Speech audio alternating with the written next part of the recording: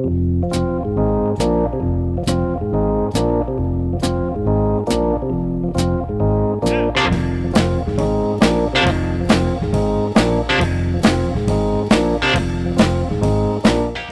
to the Two Blokes Chatting radio show on 94.7 The Pulse. Music, interviews, news, and, well, Two Blokes Chatting. Now, here are the two blokes. Everything will change after summer ends. It's 6 minutes past 10 on a Saturday morning. You're listening this morning to the Two Folks Chatting radio show with Sienna here as well.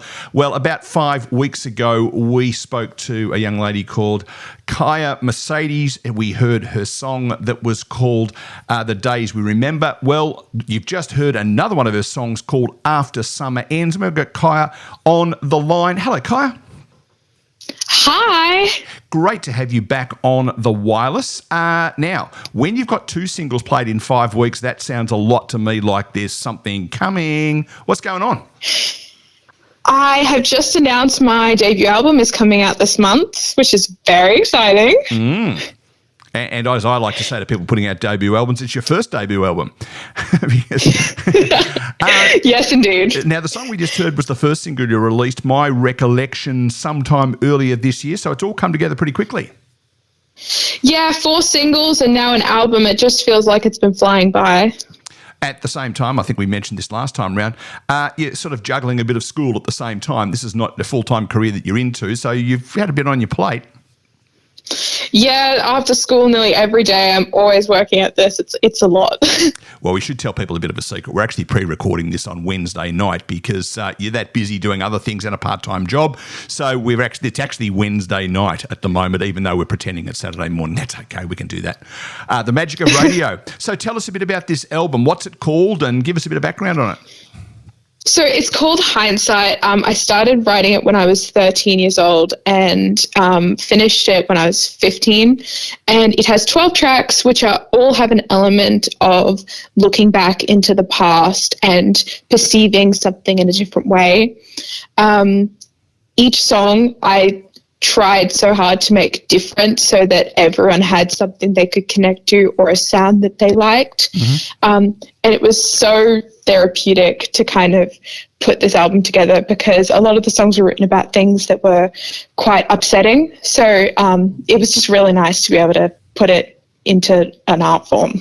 So if you've got 12 tracks out of 16 years of life, by the time you get to 85 and you're looking back and doing an album Hindsight 200, there's going to be a lot of tracks on that album. Yeah, there'll probably be a few, yeah. Now, one thing that I guess fascinates people who are listening to this conversation, and I'm sure Sienna is looking across the desk and nodding at the same time. So you get up one morning and go, I think I'll record a song. Then you wake up another morning and say, I think I'll record an album. How do you do that? I mean, where do you start? Well, the first song I wrote for this album, it was the only song I wrote when I was 13. I didn't even know how to play guitar at this point, and I had no idea that I would even write more songs. It kind of just happened. So it wasn't like I woke up one day and I was like, I'm going to be a musician. It was like a slow progression. I was writing more songs and I was like, wait, this could become something bigger. And then I wrote an album and I had the idea for this album, and then I was like, wait, I can record this. And then it kind of just kept being like these moments of realization, like, wait, this could go somewhere else. And then, yeah, it's become this. Now, if I wanted to have a haircut, I'd go down to the local shopping centre, walk into a hairdresser and say, I want a haircut. How do you do that when you say, I want to record an album? Where do you find people, I'm assuming you need engineers, you need other musicians, you need people who know technical stuff. How do you get that happening? Well, so most musicians have like a whole team of people who help record. I have a Chris Wilson, and he is the whole band. He plays like every instrument you can name. He is a producer. He has mixed most of my album. Like, he's done backing vocals on some of my tracks. He is like a mastermind with this stuff. And then I have a mixing and mastering engineer as well. And then me, I do have one other musician on the album who's played bass on the title track for the album. But otherwise, it's just the three of us. So it's, yeah. And whereabouts did you go to record it?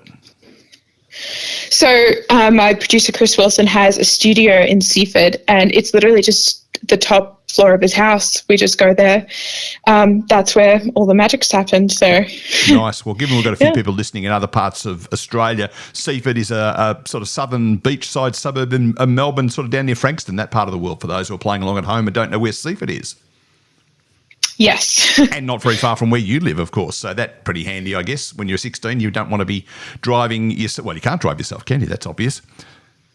No, I can't. But yeah, it's literally I drive after school nearly every afternoon when it got towards the end of the recording. Now, people are going to go, okay, we've now heard a couple of songs. The one we just heard was called After Summer Ends, and of course the days we remember from last time around. Where can people buy this album in, I think you said the 31st of October, so that's a couple of weeks away. Where will people be able to buy this thing? So it'll be on all streaming services. It'll be on like Apple Music, Spotify, all of the normal places. And then I will have physical copies of like the CD for the album, which will be available on my website just a little bit after the album comes out, because we won't have them quite ready yet. Yep. So yeah, physical versions. And then I'm hoping to do more stuff in the future with different physical copies of the album. All right, so it sounds a bit to me like the very best thing people can do is go and find you on social media. That'd be a good starting point. Or your website. What's your website? My website's just kaiyahmercedes.com. And you've got people going, yeah, right, how do I spell that? So Kaiyah, Kaiyah, and your surname, someone borrowed it to brand a particular brand of motor vehicle. Yep. So you should be able to find that. So Kaiyah Mercedes.com, you said? Yes. No .au or anything like that on the end. And folks, we love to say this when we've got, because obviously we've had some other musos on. It's great to actually stream it, but it's even better to buy it. So please put your hand in your pocket. It won't cost you more than, I guess, $20 to buy. And I know that would mean the world to Kaiyah as well. So stream it to your heart's content, but please also buy a copy, whether that's a physical or a downloaded copy, because I know that would mean the world. Yes, it would. Kaiyah, thanks so much for joining us again on the Two Folks Chatting radio show this time around, not Two Blokes. Great to have you on board. We will watch with great interest, and I guess we'll be buying a copy of the album at some stage soon ourselves. Thanks for being in touch. Thank you so much for having me back. No worries at all. We're going to have a sponsor break now. We're going to come back with another song from another artist very soon. You are listening to, this morning, the Two Folks Chatting radio show on 94.7 The Pulse.